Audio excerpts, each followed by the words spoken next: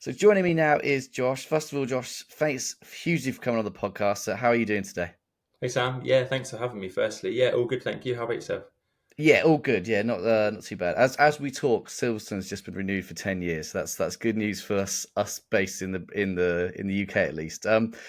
You're a guy with an incredibly interesting background. I mean, it's not often we get to speak to people who've worked in Formula One teams and worked in jobs like yours. So before we get to McLaren and sort of how you got into F1, if we can go back to the very start, because I'd imagine there's a lot of people listening who sort of they've always wanted to get into F1. They want to know what the pathway is, and I mean, it's something I get asked a lot about journalism, how to get into it. And I'm always like, there's no set path. And I think you can sort of speak to that, how you sort of got into F1 and whether it was something you always wanted to do or sort of just the opportunity came up.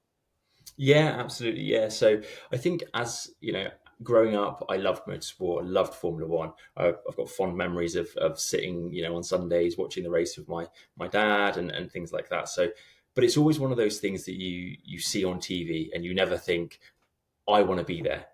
As a young boy, I never thought, oh, I want to be in Formula One. So I guess my routes to Formula One happened quite naturally and unexpectedly. To be honest, I obviously school and things like that. Did okay at school. Didn't have any ambition to go and do university degrees or anything like that because university wasn't for me. I'm an engineer. I like physical. I like doings. I like using my hands and taking things apart. That's quite known for that as a child, taking toys apart and putting them back together and things like that. When I left school, I actually joined the military. So that was kind of my uncle served in the military, and it was always something I wanted to do. Never wanted to make a full, 22-year career out of it. But I thought for a young 17-year-old lad, the military was a great experience. Offers a lot, and I thought, well, within the military, there's lots of different things you can do. Engineering was a huge interest of mine, and particularly aerospace actually. So that's what I did. I joined the military. I went off to basic training. And then I went on to Aeronautical Engineering School in Portsmouth and was based out of Yeovil, working on the Sea Mark IVs, which was a commando helicopter serving the Royal Marines effectively a large green taxi for the Royal Marines. But it was great, and in the Navy, that's kind of where I really learned I guess the more procedural side. I've always been, like I say, mechanically minded, and as a kid, always done projects of building things and mending things and stuff like that. But in the military, I guess it become a lot more professional, and these are aircraft that fly in the sky, right? The parts have many different scrutinies behind them. They have lifing. You have to life every component. Every component gets recorded against how many hours it's flying, service intervals, etc., etc. And what I didn't realize at the time was actually how similar that was to Formula One, because I had never experienced Formula One. I've never even been to a Formula One factory before in my life. Mm-hmm. But as I moved through my career into Formula One, yeah, there was a lot of overlaps. And actually, looking back on it now, the military set me up very, very well for what I was about to face, not only just at McLaren Formula One, but at McLaren GT, where I moved next. So I had a really good opportunity. I was 5 years into my Navy career, was enjoying it, was not actively, not actively planning to leave. I think always looking at the next opportunity. Where's my life going to take me next? And I remember quite vividly, actually, the moment I was scrolling through. I think it was LinkedIn at the time. Mm-hmm. And I saw a job advert appear for a engine builder at McLaren GT. They build V8 twin turbo 3.8 litre engines for their McLaren race cars. And I kind of looked at it and I thought, yeah, in my dreams kind of thing, and shut my laptop and that was it, and off to bed. But I remember that night waking up at about 2 o'clock in the morning, and the first thing that was on my mind was that job. And I kind of thought, well, I guess someone has to apply for it, right? Like, I'm sure lots of people apply for it, but what says that I haven't got the skill set to do it? So I thought, what have I got to lose? Nothing, right? Just a bit of time pulling a CV together and whatnot. So I did it and submitted it. And actually, it was that same, that was early hours of the morning. That same day, I had an email from the HR team at McLaren, and they said, love your CV. The engine build manager would love to have an interview with you. Would you be happy to? And I was kind of like, whoa, this this got real quick. So it kind of went from like this, oh, that will never happen to, oh yeah, here's an interview. Hmm. And well, I mean, I went to their facility, which was in Woking. It was based just down the road from MTC at the time. And it was like a kid's playground. It was like, as a kid, walking into a sweet shop and being like, wow, this is incredible. They had, I remember walking in, they had lines of P1s because they were currently doing the P1 development. McLaren GT used to do a lot of development work for McLaren as well.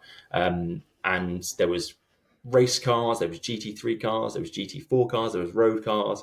And for me, coming from living in Devon, where Hmm. opportunities are, they're okay, but there's actually not anything like that around here, to go into Surrey and seeing this, this incredible thing, really opened my eyes. So I did the job interview and whatnot. And whilst I was driving home back to work, actually, Tim White, who is a legend in the kind of engine build world, called me and said, "Oh, we'd love to offer you the job." And I was like, "Wow, wow! This was all happened so fast. It was only Mm. that morning I submitted my CV." And I think, looking back on it, I think coming from a military background where you have the discipline, the integrity, the hard work ethic, etc., I think probably suited the engine build role quite well. It's a very technical job, right? I mean, building an engine is not for the faint-hearted, let's say the least.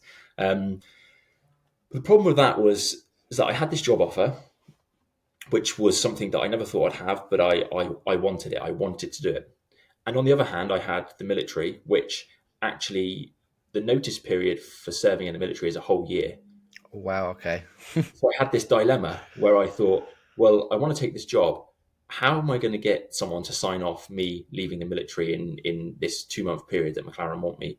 Um, that was tough. It was tough. I had Hmm. to have conversations with, very high up in the military, etc. But I, obviously, I got there because I went on to work at McLaren GT. But Hmm. what I think is quite good about serving in the military, that the reason they have that year's notice period is because I think a lot of people get fed up with the military, and people will just hand their notice in and will just go on to do something. It doesn't matter. They don't have anything particularly lined up. Whereas actually, I think if you have a career lined up after the military, I think they're a little bit more forgiving. Hmm. Um, so yeah, so I was very fortunate. They allowed me to go, and they allowed me to start this job that I guess was never really a dream, because I never thought that was possible. So yeah, that's how I started at McLaren GT. It was quite the journey, that's for sure. Yeah, definitely. I mean, that's fascinating. Like, it's such a good story. When you got there, what was it like? Was it like a duck out of water, or did you think there was quite a lot of similarities between that and your time in the military? Yeah, I mean, it was very different in terms of day to day. Obviously, the technical side was something, I'd never fully built an engine from the ground up, so there was a lot of learning, and they were great. They'd done a big learning package, shadowing other engine builders. There was only actually three of us there, engine builders, Hmm. so it's a very small, close knit team. But the kind of day to day running of, I guess, working a normal job, because that's what it is, right? It's a normal job compared to Hmm. the military, was very different, because the military, you're told where to be, what time, what to wear. And it was just, I guess it was just that transition period, and a lot of people do struggle with it. I Hmm. found it fine. It was actually quite refreshing to be able to go and have a bit more kind of responsibility and a bit more ownership around your life and what you do. But yeah, the transition was, yeah, I would just say it was different. It was very different to what I'd only known was the military. Hmm. So you're at McLaren GTF. Is that right? For just over a year. I had it as May till October the following year. Is that right? Yeah, it was about 2 years. I don't think my Hmm. LinkedIn's quite right. It was about 2 years at GT, and that was started off as an engine build role. Hmm. So I stayed an engine builder through my time at McLaren GT, and part of that part of that kind of small team GT racing is that you actually have a lot of different roles. So I ended up being a race mechanic. So Hmm. during the Monday to Friday at the factory, we would build the engines. We would supply them out to the workshop, and the workshop would fit them into the cars. And then for the weekends and things, we were traveling all around Europe, racing GT cars. And I made up part of the mechanics team, so I was number two mechanic, and also part of the pit stop crew. So in GT racing, I was the wheel carrier. Oh wow. So Okay. it was a bit of a hectic. It went from this kind of 9 to 5 job to this kind of hectic whole week. Hmm. Um, lifestyle, I guess, as you will. But I loved it. I loved it. Mhm. It was great fun. And GT racing is really good fun, really interesting, really good fun. Yeah, I mean, just touching that. I mean, it's interesting to say race mechanic because I think that's one of the terms that we hear a lot in F1, and perhaps people don't actually know what that is. I mean, in our heads, it's just the person that talks to the driver, but maybe you could explain a bit about what it takes, what you're sort of doing during a race, like what that role is really. Yeah, so you have so race mechanic is the physical mechanic who builds the cars. Hmm. Any issues with the car, they will diagnose it. Any component change, you can change the component, you'd set the car up, all in line with the performance engineer. Who the performance engineer is the engineer who talks to the driver. He's the person who has, I would say, the closest relationship with the driver, right? Because all the feedback comes from him. Um, so yeah, it was it. So yeah, so that's pretty much how it works. Driver feeds back to the race engineer. Engineer will feed back to the mechanical team. But when the car's on track, you are listening in on the headset. You're listening in to potential issues, potential setup changes that are coming in, just kind of prepping and just always forward thinking of what the performance engineer is actually going to say to you. Hmm. Because he might turn around and say, right, we're going to do a complete setup change, or we're just going to change the rear wing or the front wing or whatever it might be. So you are having to use your initiative quite a lot and always forward think and forward plan for anything. Hmm. So yeah, you spent a couple of years at McLaren GT, and then obviously you move on to McLaren Racing. So again, how did that opportunity come up? Was that similar to where you just saw a job advert and you sort of went for it, and you got it, or was it something you'd always wanted to do? Yeah, I mean, I was very happy at McLaren GT. I Hmm. never thought my next progression would be to Formula One until I went to MTC for the first time, and Hmm. that was where I was like, wow, I thought McLaren GT was something special. This is this is up there. This is Hmm. Formula One. This is where it happens. And from there, I guess I got in my mind. It was just that's where I want to go. That's where I want to go. And I'm so close now because I'm within McLaren. Surely that's possible. And exactly that. It was very much possible because it was kind of internal. It made the transition quite easy. I remember going for what's called car build role, which is basically the behind the scenes of Formula One car build. So that is a role that consists of things like pre-season brand new car build, all the prototyping, and then throughout the season, it's all the when the gearboxes come back or the cars come back, it's all the servicing, component servicing, rebuilding of the cars, obviously into their sections, engine, gearbox, and chassis, and then supporting the race team wherever it's needed, such as testing and things. So I went for the interview, and the interview was a physical interview. So it was an engineering drawing, it was a pedal box, bearings, washers, thrust washers, torque settings, all that kind of stuff. And yeah, I did the practical and did a verbal interview and things like that. And yeah, I got the role at McLaren, which was again quite eye opening. But I guess at that point I had my eyes set on it, and Hmm. that's where I wanted to go. I wanted to be in this pinnacle of motorsport. I wanted to be at the pinnacle of my game as a mechanical engineer. Hmm. So yeah, so I got the role. It was great. Started at McLaren MTC, and driving into that place every day was had to pinch yourself. Yeah, I was going to say, what's it like working at the MT6? I'm lucky. I've been there a few times. Obviously, does it ever lose its appeal coming there every day, walking down the boulevard?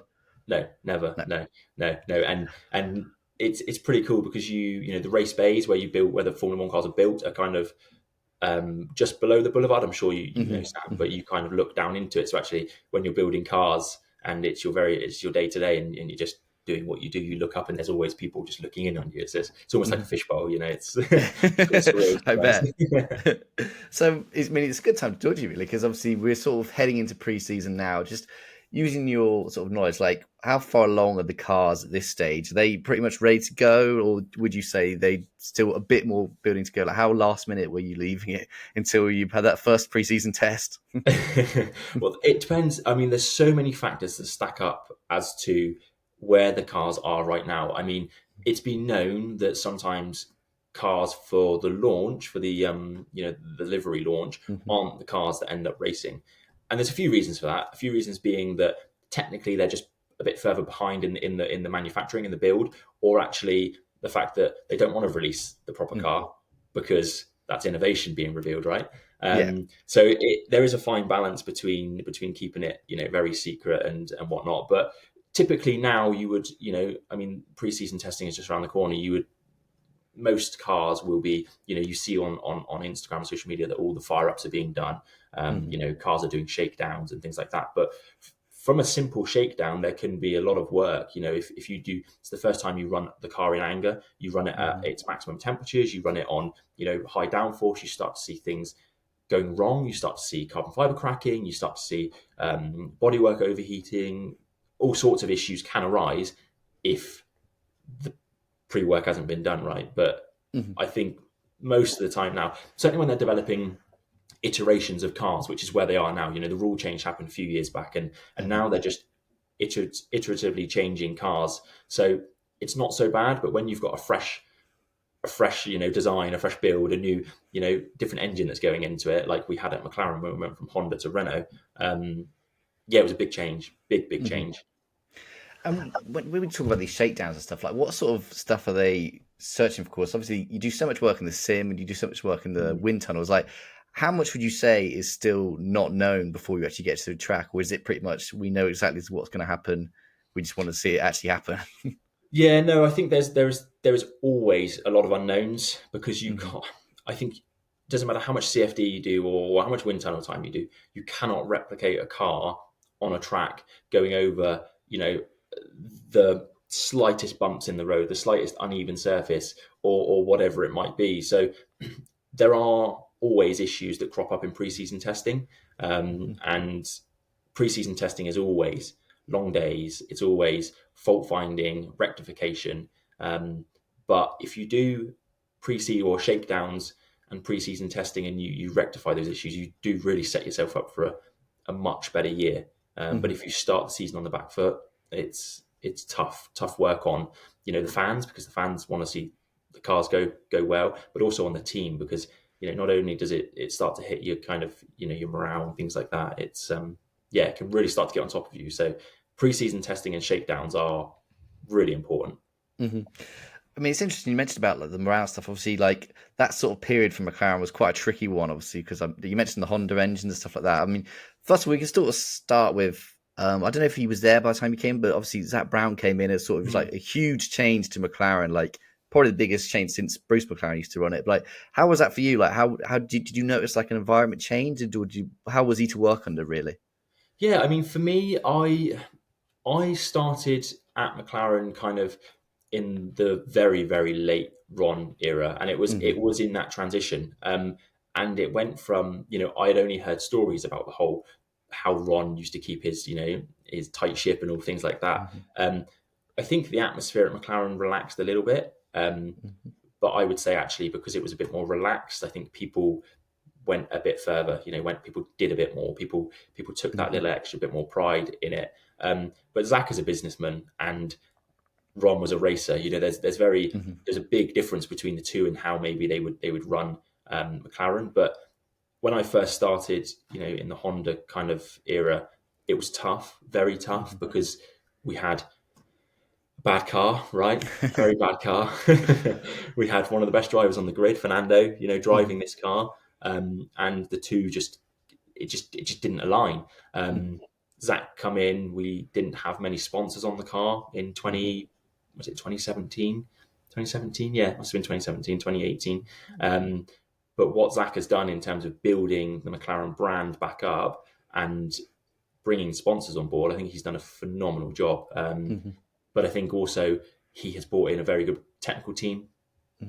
and promoted people within McLaren to rightly so where they should be within McLaren, because there's some very technical and capable people there who maybe just Hmm. didn't have the opportunity back in the wrong days.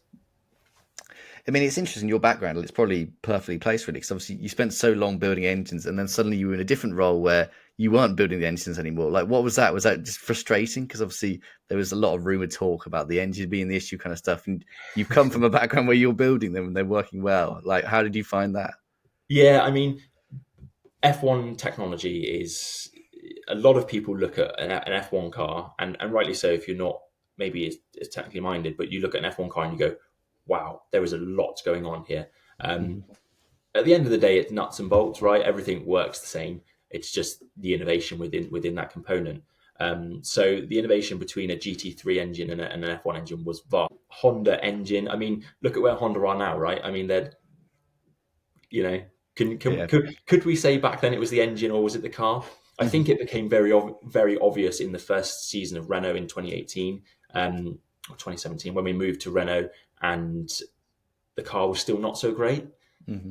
I think that change was needed for internal politics at McLaren to understand that actually it wasn't the engine. The engine was not perfect. Do not get me wrong. We had a lot of issues with the Honda engine. Um, on the way to the grid, the engine going wrong and things like that, which was quite demoralizing. But you have to remember that Honda were entering back into Formula One Hmm. as an engine manufacturer, and you know, building an engine is not an easy task. Designing and building an engine is not an easy task. So I think that transition to Renault was needed, probably for Honda and for McLaren. But yeah, I think it highlighted a few things within the McLaren car itself and the architecture. Hmm. So you said you started off as a building test mechanic, then you move on to be a race team mechanic, and you're Yeah. number two mechanic for Alonso. Sort of, first of all, can you explain again sort of what a number two mechanic is, what their job is? Because obviously we've heard the various. I mean, there's lots of mechanics, but they all have different jobs. So if you could explain a little bit what particularly a number two mechanic does. Yeah, so obviously there's two cars per team. Each car has a car crew of mechanics. You have one number one mechanic and four number two mechanics. There's only five mechanics per car. The number one mechanic is responsible for overseeing the whole car. They'll go off and do the build specification meetings with the race engineers and whatever. If we're running at Mexico, we'll have a different build schedule to if we're running at somewhere like Monaco, let's say, because there's a lot of differences in the track. So they'll go off and do all that. And then the four number two mechanics, their primary roles are to build that car to the correct specification and obviously to the reliability as well. So we're not having failures and things. So that's your core role as a number two mechanic. And as a team of McLaren, you have the five guys or girls on Fernando's car, for instance. Then you have the five guys or girls on Stoffel's car when I was there, Mhm. and then those 10 people make up part of the pit stop crew. Obviously, the pit stop crew is 18 people. So the other eight people that make up the pit stop crew come from the support guys who work at the back of the garage, who build the rear wings and build the suspension and fit out all the brakes and stuff like that. So as a group, we all come together to service both cars at a pit stop. Mhm. But what doesn't happen, maybe doesn't happen often at all, is if there's crash damage and it's a real big fight to get a car back onto the grid or onto the during FP1 or something. Sometimes both car crews come together, but actually, the more people you throw at a situation like that, the more counterproductive it can be. Yeah, So too many chefs. yeah, exactly. But you're so well rehearsed in the area of the car you work that you could pretty much build it blindfolded. It's Hmm. that kind. You build these cars 3 or 4 times in a weekend completely, not just putting parts in. You build it and strip it 3 or 4 times in a weekend. So you become very well rehearsed on your area of the car. Hmm. And what particular area was your area out of interest? So I worked on the rear of the car. So you Hmm. have one guy who's called a front ender who works on the front. So he'll work on basically the bulkhead, cockpit, front suspension, all the way up to the front end of the nose. Then you'll have one guy who will work on the chassis. So he'll do the engine install, he'll do all the pipe work, all the radiators, all the oil lines, everything like that, all the hydraulics. Then you have two guys who work on the rear of the car. So they'll do gearbox build, they'll do rear suspension, they'll do rear wing installs, they'll do everything like that. They'll help assist quite a lot with the engine installed as well. So, but it's all well and good knowing your area of the car, but if there's a crash at the front and the driver's knocked one of the front corners off, everyone is expected to get involved. So not only do you have to know your area well, you have to know the whole car. So it really does come down to teamwork and trust. Hmm. And is there any rivalry between the two groups? I mean, obviously not to a mad extent, or is there any like friendly competition between you and sort of, as you say, Stoffel Van Dorn's group? Yeah, definitely. Yeah, I think a bit of friendly competition never hurt anyone. But at the end of the day, you're a team, and that's drilled into you from winter testing. Winter testing, you're only running one car a lot of the time, so you are sharing that car.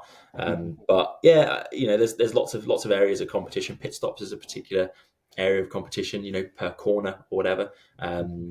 But yeah, ultimately, if something goes wrong, you're all there to get stuck in because you're working you know for that constructor's title or whatever. So let's talk a little bit about the driver that obviously you were on that team. How was Fernando? Like, what was he like? What was he? I mean, he's a legend of the sport, isn't he? And he's still racing today. So, sort of, what was it to be working every day with him, and sort of, what is he like away from the cameras? Yeah, I mean, well, he is. You're right. He is a legend of the sport, isn't he?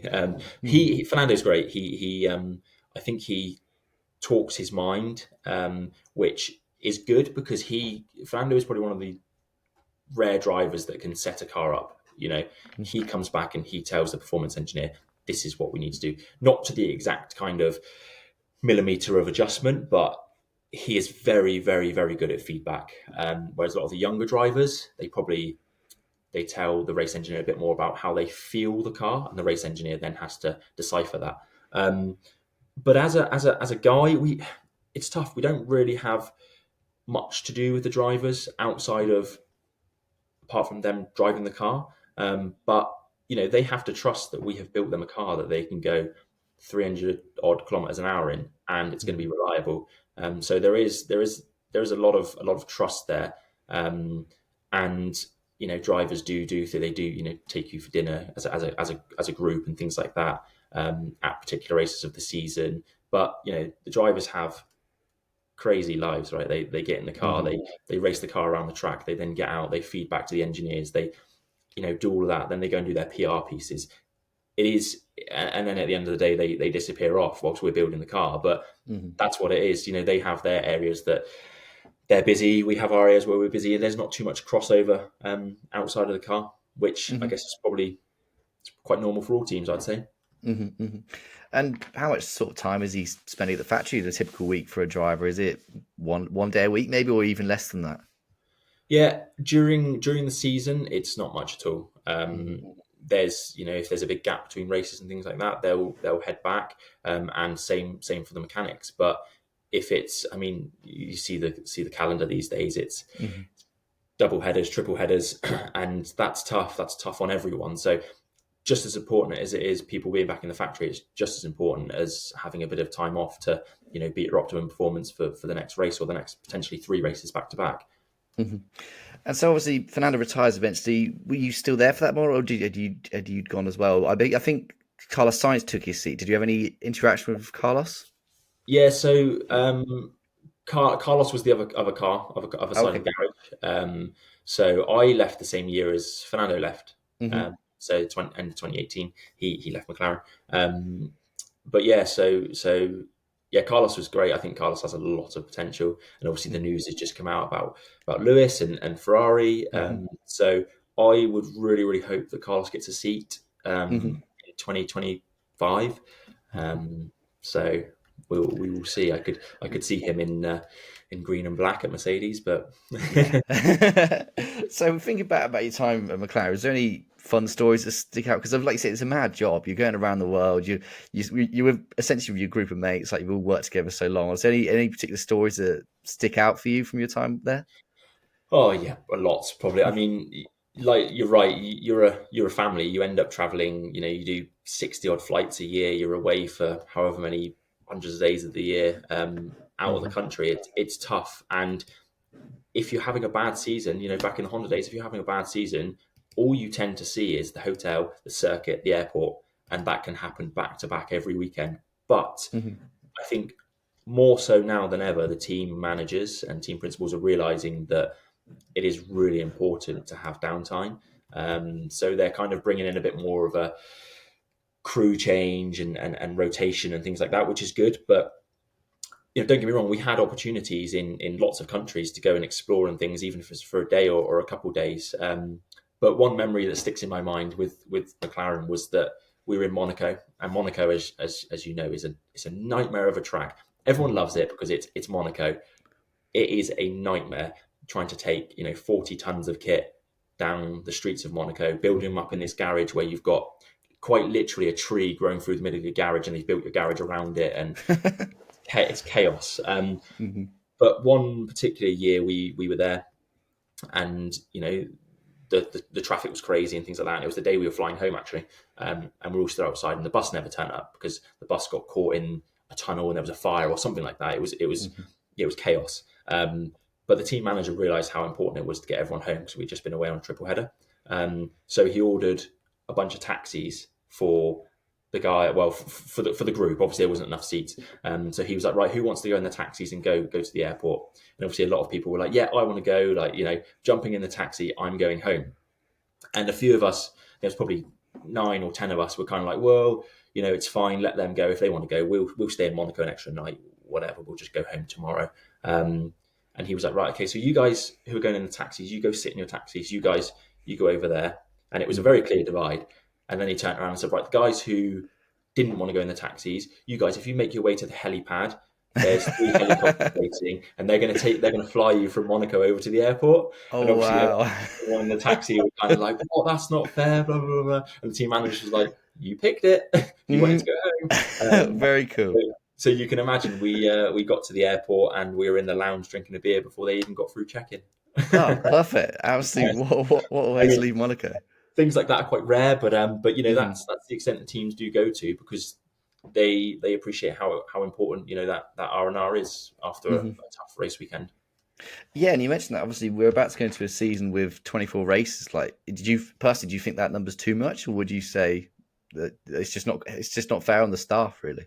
It's not. It is a lot. I mean, I think Formula One want to increase the race number because it's a sport. It's great for the fans. It's great for countries to host Formula One races. But I do think there has to be a little bit more thought behind the logistics of the staffing. Most importantly, the staffing because they are the ones that are putting the time in building the cars. But also logistically, it's getting quite tough for teams because there's all these budgets coming in, and you Hmm. can only have a certain amount of components, and that means you might have to fly a bit more air freight around, which means it's a little bit more expensive because you can't make more quantities of certain parts to put in sea freight to ship around. So I think it is becoming a little bit too much. I think the kind of 20, 21 races a year was quite nice. Um, but I do know that the crew changes are there's this crew rotation where you have a couple races off a year and things like that, which undoubtedly helps the staff who are away all year. You mentioned Monaco being one of the harder tracks. Was there a particular track that you always loved going to? You always look forward to on the calendar? I personally loved Singapore. Hmm. It's a great country. It's an amazing place. But it was just it felt like you got a lot of time off because the way they structure the P1, Friday practice 1, Friday practice 2, and the quali and stuff, they got pushed back a bit because it was a night race. Hmm. So they all get pushed back a little bit. So you end up having quite a lot of time off in Singapore, which means you can go and explore or you can do your own thing and whatnot. But also, the circuit's great. It's a great race. It's a great country. Yeah, so Singapore. I have a soft spot for Singapore. I'm hopefully going to try Yeah. and get back there this year because my birthday's around Singapore, so I'm Oh, hoping to fantastic. try and get back there for it this year. Yeah, that'd be How nice. about the heat? I mean, obviously it's hot for the drivers. What's it like for the mechanics? Oh, it's just as tough. Yeah, yeah. Yeah. I mean, drivers. Yeah, they don't get me wrong. They sit in the car. They're surrounded by everything that's hot, everything that's heat soaked from racing. But the mechanics equally spend, just as long in race Hmm. suits, albeit sat down waiting for a pit stop to happen. But we've been doing it for probably 3 days leading up to the race, Hmm. and then after the race. What people don't realize is that as a race mechanic, you're not just there for the cars, but you're there for the garage build. You have to build the garages. You then go on to build the cars, and then after the race is finished. You've just done an 8-hour day, and then you've got 40 tons of equipment to pack up and a car to strip down and send off, and that's another 8-hour day on top. So you don't on a Sunday you don't typically end up finishing until early hours in the morning because you've Mm. got so much stuff to do.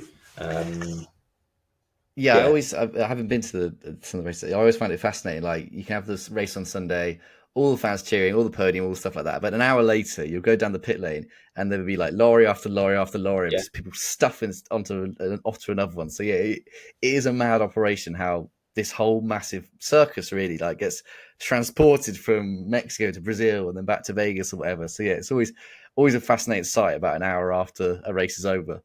Yeah, the traveling circus, as everyone calls it. But yeah, it is literally the second that checkered flag goes down, that's it. You're in kind of you service the car, you strip the car, engine goes off to whoever the engine manufacturer is, the gearbox and chassis and stuff will all get serviced there and then, or decided it's going back to the factory to be worked on. But pit gantries come down, pit wall boxes come down, all the garage operations inside come down.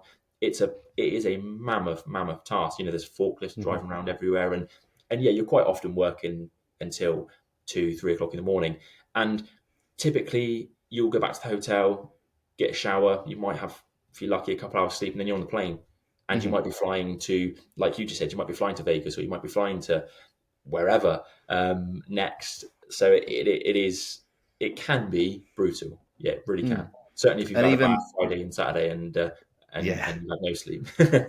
and even on the non-weeks off, I mean, I've always heard that you're pretty much back in the office 9 o'clock Monday morning, aren't you? Like it's even then, there's not much of a break. Yeah, it can be. I think it's got a lot better. Mm-hmm. I mean, when it was international races, we would tend to, if there wasn't a race in the week, you'd fly home and you'd be home, you'd be off work. Mm-hmm. But if it's European, yeah, you would, because you go out to a European race on the Tuesday or the Wednesday, a couple of days later, you tend to get back and then go into the factory. But the internationals, you basically travel Monday to Monday. So any time off in between, they make sure you're off at home. Mm-hmm. Hence, then full circle where the car build team come in, because they're the ones that then service the equipment whilst you're off. So. Mm-hmm. So we mentioned you left the same year as Fernando. Do you want to tell me why you left and sort of what you went on to do? Yeah, so I loved Formula One. I really enjoyed it. It was everything I wanted and more. However, one thing I struggled with in Formula One was that there's not much. It sounds crazy because it's a very innovative sport, but there's not much problem solving and diagnostics. You are, as a mechanic, don't get me wrong, you're working at the pinnacle of motorsport, but you are changing components. If something goes wrong, you change that component. So, albeit you're working in this fast-paced, high-pressure environment, it's it very much is a role for someone who just doesn't mind that kind of fitting. My brain works a little bit differently. I like to be diagnosing. I like to be oh, okay, well, this is broken, let's innovate, let's do this. But that's there's a whole design team for that back at the factory. So maybe I was a little bit naive going into it as to actually the roles and responsibilities. But go back to GT racing, and it is very much something breaks, you haven't got the budget to be just changing parts out. You innovate. If an engine goes wrong, you might not have a full complete engine to stick in. So actually you have to take an engine apart and, change a cylinder head or change an oil pump or whatever. Whereas with Formula One, it was very much, yeah, replace and carry on. Mm-hmm. But I also always wanted to have my own business, be a boss of my own. I've always been very, very passionate about that. So that was the reason why I left. I left McLaren. I yeah, I wouldn't change. I wouldn't change where I am now for the world, because I really enjoy what I do now. But also, I loved the opportunity I had to say that I've worked in Formula One. Mm-hmm. I mean, you mentioned what you do now. I mean, that's equally interesting. If you want to tell the audience sort of what it is you do now and what keeps you busy these days. Yeah, sure. So very much still involved in engineering and automotive, the automotive world. We've got a couple of businesses based down here in the southwest. One of them is an off-highway electric vehicle manufacturer, which we've basically built from the ground up. So that's quite exciting. We're just about to sign a manufacturing deal in Australia for a mining company. So it's a 6x6 electric hydrogen vehicle. But I also do a lot of contracting work. So I'm actually heading out to Abu Dhabi next Saturday to work on the A2RL autonomous project. I'm not sure if you've heard of that. Yeah, I've heard of bits and pieces. Yeah, but it'd be good Yeah, to okay. hear. Mm-hmm. So that's quite an interesting project. That's a single seater race car, and they are effectively removing the driver and fitting it with a computer stack, which has got radar, lidar, GPS. Mm-hmm. And at the end of April at Yas Marina, there is a full race week of 10 autonomous racing cars, which is a little bit scary. Hmm. But innovation, it's really really exciting. So yeah, so I do a mixture of things in amongst my own businesses and things. I still like to get involved in motorsport. Hmm. And do you still do you still watch F1? Just keep an eye out, or is it once you finish, you sort of I'm done with that, I never want to see it again, kind of thing? No, I do watch it and I love it because at the end of the race I turn the TV off and that's me done. And I know we've got to do, unfortunately. But Mhm. no, I'm still very much in touch with. I made some friends for life at McLaren. Yeah. Still speak to them very regularly. Still meet up with them quite often when they're not out traveling this, as a traveling circus. But yeah, I very much watch it. I really enjoy watching it. I like to see the innovation still, and I equally like to hear people's thoughts on where it's going in the future, because I think Formula One's at a very interesting time. Um, yeah, And where, so where do you think it's going in the future? Because obviously you mentioned about autonomous driving and stuff like that. I mean, there's a loads of places F1 could go. What do you think it would do eventually? there is, yeah, I think there's this huge push on sustainability. I Mm. think it's a good thing. I do think that they will stay as internal combustion engines. I think synthetic fuels, albeit it's very expensive at the moment to run on, and development costs expensive. But I think as everything scale of economy, that price will come down, and I think Formula One will always be combustion engine. But I don't think it will go autonomous. I think autonomous Hmm. has its applications, but I think Formula having a driver in Formula One is what makes it interesting, because it's human input. If you put an AI Hmm. in a car, like we're going to find out in Yas Marina in a few months' time, I think the racing will be not as fierce as if it's got a human making that decision. Hmm. And finish this off. Obviously, we're a few weeks out for preseason testing. I mean, looking at McLaren, it seems like it looks like it's shaped to be a great year for them after last year. Sort of, how do you see them doing this year coming up? I mean, look at what they did last year. Hmm. It's probably one of their best seasons they've had for such a long time in terms of how they turn it around. It was really impressive. I will always be McLaren through and through. Hmm. So I do really hope they have a really good season. I think the grid, and as we spoke earlier about the kind of iterative changes through a new car design over the years, I think the grid gets closer and closer and closer. So last year it was pretty close. I think this year it will be just as close, if not. I think teams have had a lot of time to look at Red Bull's last year car, and we will see a lot of cars this year looking like last year's Red Bull. I personally believe. Um, I mean, why would you design and develop something that's not proven, right? It's Yeah, so exactly. yeah. So I think it'll be a really interesting year. I really do. Hmm. Do you think McLaren can win a race? Put you on the spot. Yeah, Yeah. absolutely. They have the drivers, 100%. They have the drivers, and I think last year they were very very close with the car. Hmm. So I think a little bit more improvement on the development of the car, and I think they will run. They have it in them for sure. Hmm. Perfect. Well, that's been an absolutely fascinating chat, Josh. So, thanks again for joining us. I'm sure the audience will love hearing it as well. Yeah, thanks for having me, Sam. Really appreciate it. No worries.